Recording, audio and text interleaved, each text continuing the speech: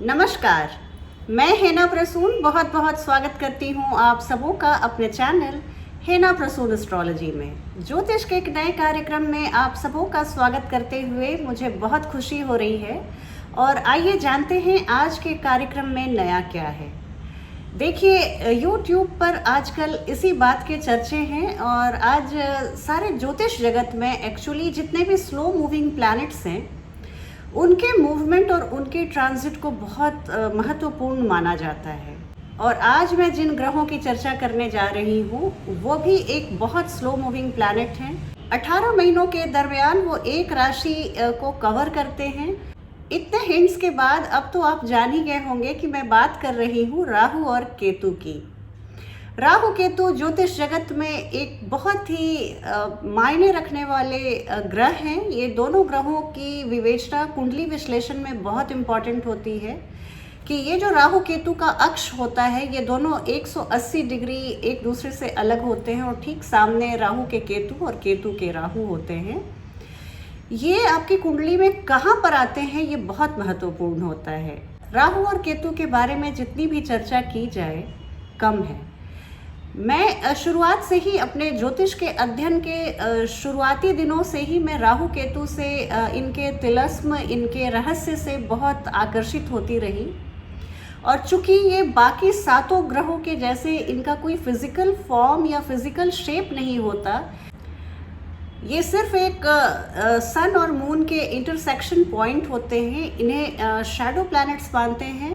हालांकि इनका कोई भौतिक आकार नहीं होता, लेकिन हमारी कुंडली में हमारे जीवन में ये दोनों ग्रह इतने प्रभावशाली ढंग से उभर कर सामने आते हैं कि इनकी विवेचना बहुत ही महत्वपूर्ण हो जाती है। ये बहुत दोनों ही मैजिकल प्लैनेट्स हैं और मैं अपने कार्यक्रम में बार बार कहती हूँ कि राहु केतु ऐसे दो प्लैनेट्स हैं जो आपको अल्टीमेटली आपकी यात्रा, आपके जीवन की यात्रा को इसके उचित, उसके सर्वोच्च मुकाम तक पहुंचाने की क्षमता रखते हैं और उद्देश्य भी रखते हैं। राहु और केतु को राग और द्वेष भी कहा जाता है। और राहु जहाँ पे भी आपकी कुंडली में होते हैं उस भाव से संबंधित जितने भी कारकत्व होते हैं उसकी तरफ आपको प्रवृत्त करते हैं, उसकी तरफ आपका मन करेगा वहाँ पे उद्धृत होने का, उस चीज़ को पाने का एक ललक, एक लालसा बनी रहेगी। आप पूरे जीवन जहाँ पे आपके जिस भाव में राहु हैं आप देखेंगे, अगर आप बड़ी उम्र के हैं और आपने 30-40 सालों का जीवन सफ़र तय किया हुआ है तो आपको बिल्कुल क्लियर लगेगा कि मेरा जीवन बिल्कुल उसी भाव के इर्द गिर्द घूम रहा है जहाँ पे हमारे राहु हैं। इसके विपरीत अगर केतु की मैं चर्चा करूँ तो केतु आपको वैराग्य लाते हैं, विरक्ति लाते हैं। जहाँ पर केतु रहते हैं उस भाव में आपकी थोड़ी सी तड़प बाकी रहती है। पिछले जन्मों का कुछ लेखा जोखा बाकी रहता है। आप चाहते हैं कि उस क्षेत्र से कुछ कमी, कुछ आपको एक सूनापन बना रहता है। राहु केतु देखिए दोनों को बैलेंस करने की ज़रूरत होती है। ऐसी बात नहीं है कि हम राहु की तरफ बहुत ध्यान दें और केतु तो बिल्कुल वैराग्य के कारक हैं और ऐसे मोक्ष के प्रदाता हैं तो उनकी तरफ हम कम ध्यान दें। चूँकि हम अभी कलयुग में रह रहे हैं, हम सभी सांसारिक गृहस्थ हैं, तो हमें बहुत सांसारिक मोह माया जिसको राहु रिप्रेजेंट करते हैं उसकी तरफ हम बहुत खींचे चले जाते हैं। और केतु जहाँ पर होते हैं वहाँ से हम एक डिनाइल में रहते हैं, चाहते हैं कि बाकी सारे लोग उस भाव से संबंधित हमारी उस कमी के बारे में कोई बात ना करे, उस बात को कोई छेड़े नहीं। इस तरह की मनोभावों से हम गुजरते हैं। देखिए, राहु केतु कहीं बाहर नहीं है, ये दोनों छाया ग्रह हैं और ये मून के दो नोड्स हैं। और जैसा कि हम सभी जानते हैं कि मून हमारे मन को रिप्रेजेंट करता है, हमारे मन का द्योतक है चंद्रमा। देखिए, कहने का तात्पर्य ये कि जो राहु केतु का द्वंद्व है वो और कहीं नहीं, हमारे मन में ही पूरे जीवन चलता रहता है। इस छोटी सी परिचर्चा के बाद मैं चाहूँगी कि मैं राहु केतु के ट्रांजिट जो 12 अप्रैल 2022 को होने वाला है उसके बारे में सभी राशियों पर क्या प्रभाव पड़ेगा उसकी चर्चा शुरू करूं। इसके पहले मैं आप सभी प्यारे दर्शकों से आग्रह करूंगी कि आप मेरे चैनल को सब्सक्राइब करें और अपने प्रेम और स्नेह को इसी तरह प्रदर्शित करते रहें। वीडियो पसंद आने पर लाइक करें और वीडियो के लिंक को अपने फ्रेंड्स और फैमिली में शेयर करें। आइए अब बात करती हूँ एक एक राशियों के चर्चा के क्रम को मैं शुरू करूँ उसके पहले एक महत्वपूर्ण सूचना दे दूँ कि कहा जाता है कि राहु केतु जब अक्ष चेंज करते हैं, जिस भाव को छोड़कर अगली भाव में जाते हैं वहाँ पे कुछ हलचल पैदा करते हैं, क्योंकि ये सीसॉ के दो पलड़े के जैसा है। तो एक जैसे वो मूव करेंगे, दूसरा एक नीचे जाएंगे, दूसरा ऊपर जाएगा, दूसरा नीचे जाएगा, पहला ऊपर जाएगा, इस तरह की स्थिति बनाते हैं। तो एक तो ये जहाँ से शिफ्ट हो रहे हैं, अभी वृषभ राशि से मेष राशि में जा रहे हैं। राहु केतु हमेशा रेट्रोग्रेड मोशन में चलते हैं, तो ये टॉरस से जेमिनी में ना जाकर टॉरस से एरीज में पीछे की ओर चल रहे हैं। तो जब ये शिफ्ट होते हैं उसके 1-1.5 महीने पहले से उस भाव से संबंधित थोड़ी सी हलचल आप महसूस कर रहे हैं। आपकी कुंडली में जहाँ जहाँ भी वृषभ राशि और वृश्चिक राशि होगी वहाँ पर थोड़ी सी हलचल आपको महसूस होगी। जीवन के उन क्षेत्रों से थोड़ी सी हलचल आपको महसूस होगी। एक और बहुत ज़रूरी बात बता दूं कि राहु जहाँ पर जाते हैं वो एक एम्पलीफायर है, एक उन एनर्जी को ऑगमेंट करते हैं, बढ़ाते हैं।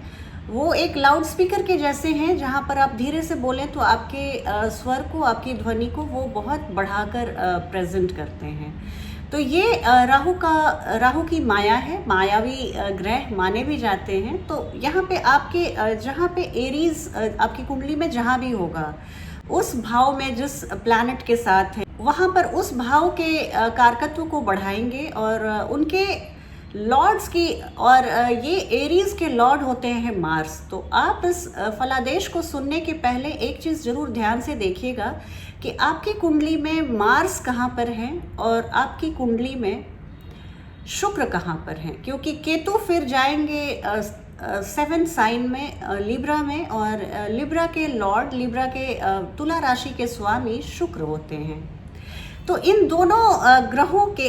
दोनों भावों के स्वामियों की स्थिति भी आपकी कुंडली में बहुत महत्वपूर्ण है। आप देखिएगा, आप कमेंट बॉक्स में मुझे लिख के ज़रूर बताइएगा कि आपकी कुंडली में मंगल और शुक्र की क्या स्थिति है। अगर इन दोनों भावों के डिस्पोजिटर अच्छी स्थिति में है तो ये गोचर डेफिनेटली आपके लिए बहुत शुभ और बहुत फलदायी रहने वाला है।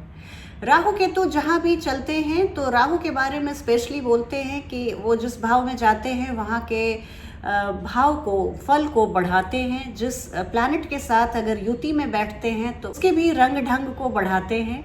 और इसके अलावा राहु जिन भावों से तीसरे, छठे, दशम और एकादश भाव में हैं उन भावों का भी बहुत बढ़ोतरी करते हैं। राहु सिर्फ 2 भावों के लिए अच्छे नहीं माने जाते, जहाँ पे वो बैठते हैं वहाँ से अष्टम और जहाँ पर वो बैठते हैं वहाँ से द्वादश। इन दोनों भावों, जैसे मान जाइए अभी ये एरीज और लिब्रा में जो ट्रांजिट होने वाला है मेष राशि और तुला राशि में, तो मेष राशि की 12वीं राशि हो गई मीन राशि।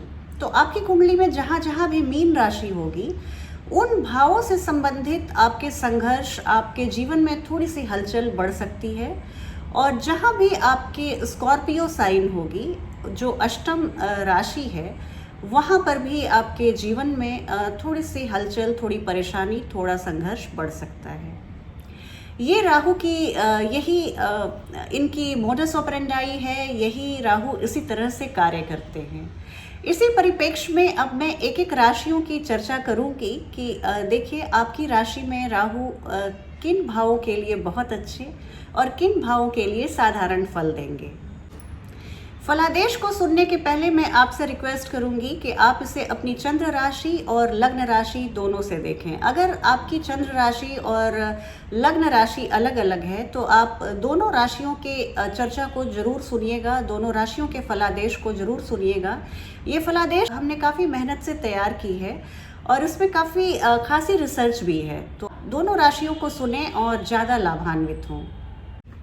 आइए अब राशियों के चर्चा के क्रम में बात करूंगी मकर राशि और मकर लग्न के जातक और जातिकाओं के लिए कि राहु केतु का ये अक्ष परिवर्तन जो 12 अप्रैल 2022 को करीब 11:15 बजे के लगभग होने वाला है, कैसा रहेगा। देखिए, मकर राशि वाले लोगों के लिए मुझे बताते हुए बहुत खुशी हो रही है कि ऐसे भी राहु आपके लग्नेश के बहुत फ्रेंड हैं, तो ये अच्छा ही समय लाएंगे और ये अभी जा रहे हैं आपके चतुर्थ भाव में।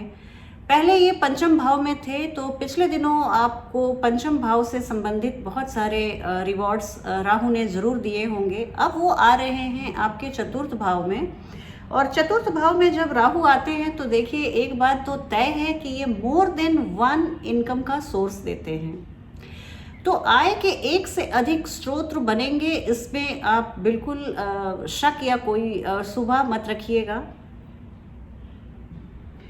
अगर आप इंजीनियरिंग के छात्र हैं या आप साइंस के छात्र हैं तो आपके लिए ये बहुत ही उत्तम समय रहने वाला है। राहु जब चतुर्थ भाव में आते हैं तो इस तरह के जो यांत्रिकी के क्षेत्र में इंजीनियरिंग, साइंस, इंटरनेट, एविएशन, इस ऐसे फील्ड से आप जुड़े हुए हैं तो आपके लिए ये बम्पर सफलता का समय रहेगा।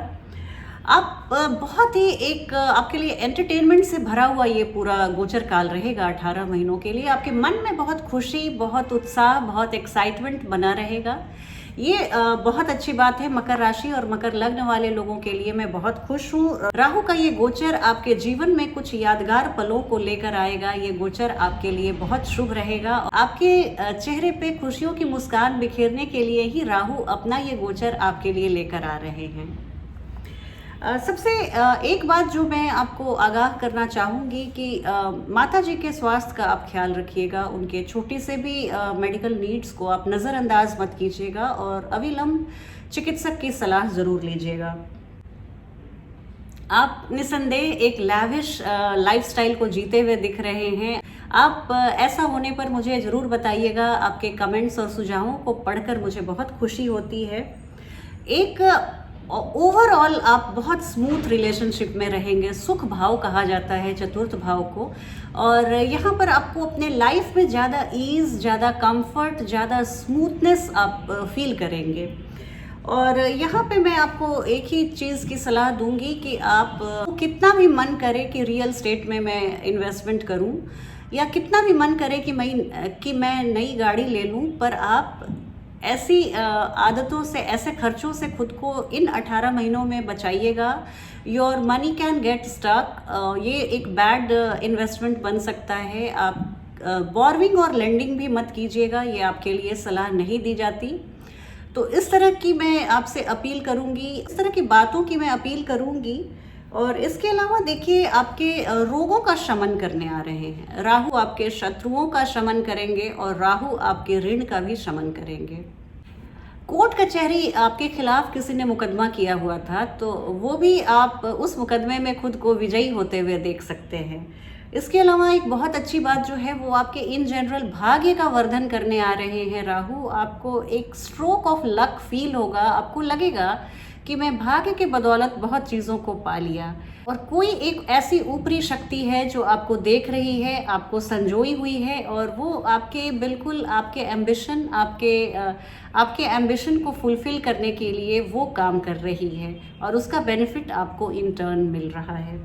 इसके अलावा मैं आपको बताना चाहूँगी कि आपके लुक्स, आपके व्यक्तित्व में बहुत इजाफा होने वाला है। एक आत्मविश्वास से भरा हुआ, चमकता हुआ चेहरा आप बिल्कुल आपको मिलने वाला है। इन 18 महीनों में आपका आत्मविश्वास, आपका सेल्फ कॉन्फिडेंस बिल्कुल बढ़ा चढ़ा रहेगा। लोग आपकी बातों को ध्यान से सुनेंगे। आपके व्यक्तित्व में वो एक चुंबकत्व आएगा कि लोग आपकी बातों को बहुत ध्यान से सुनेंगे, आपसे सलाह मशवरा लेंगे, आपसे गाइडेंस लेंगे।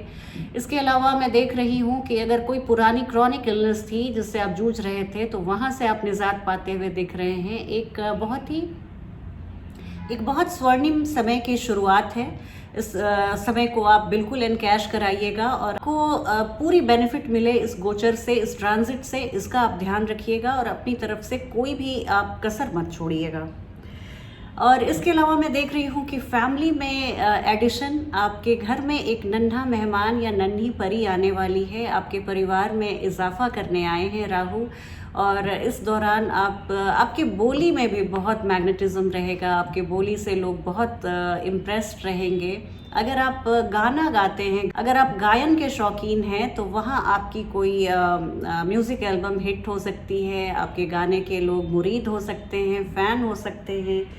और इसके अलावा मैं देख रही हूँ एक चीज़ जो मैं थोड़ा सा आपको आगाह करना चाहूँगी कि राहु आपको इस तरह की चीज़ों को खाने के लिए प्रवृत्त कर सकते हैं जिसको आमतौर पर अभक्ष्य माना गया है। तो आप सादे भोजन का प्रयोग कीजिए, घर के बने ताज़े भोजन का प्रयोग कीजिए, बासी या फर्मेंटेड फूड से आप बचिएगा। ऐसे फूड आपको एक अननेसेसरी पेट में डिस्कम्फर्ट दे सकते हैं, आप अनईजीनेस के शिकार हो सकते हैं, रातों की नींद खराब हो सकती है। तो अपने खान पान का बहुत ध्यान रखिएगा। और कोई भी चीज़ जब खाने पीने के पहले आप इस फिल्टर से उस फूड आइटम को गुजारिएगा कि इससे मुझे ये मेरे स्वास्थ्य में इजाफा करेगा या मुझे तकलीफ़ देगा।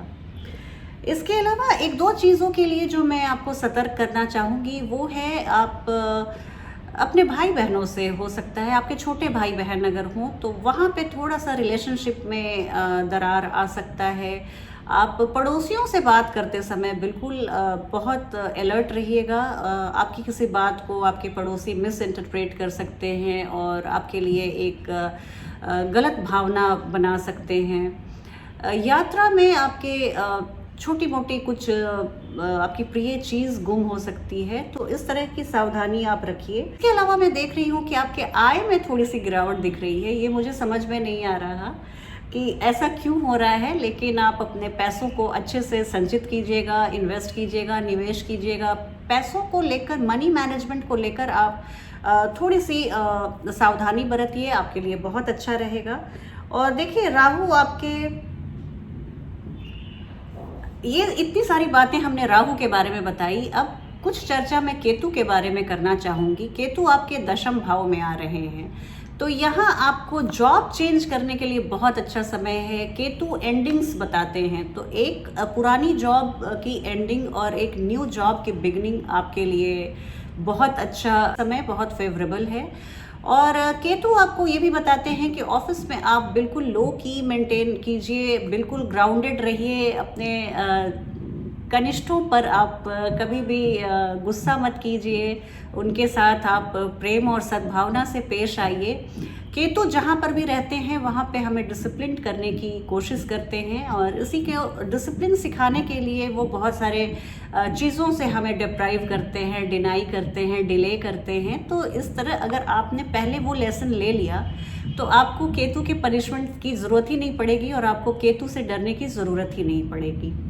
तो केतु आपके दशम भाव में रहेंगे। दशम भाव के संबंधित जितने भी मामले हैं वहाँ आप बहुत सतर्क रहिए, डिसिप्लिन रहिए, शिष्टाचार बरतिए। बस इतना ही, और ये गोचर आपके लिए बहुत अच्छा रहेगा। हो सके तो आप सिल्वरवेयर में, चांदी के बर्तन में खाना खाएं, पानी पिएं चांदी के ग्लास में। आपके लिए राहु का ये गोचर बहुत अच्छा रहेगा। चलती हूँ, एक नई वीडियो में आपसे बहुत जल्दी भेंट होगी। तब तक आप अपना ध्यान रखिए। आज की वीडियो में इतना ही। जय हिंद, जय भारत।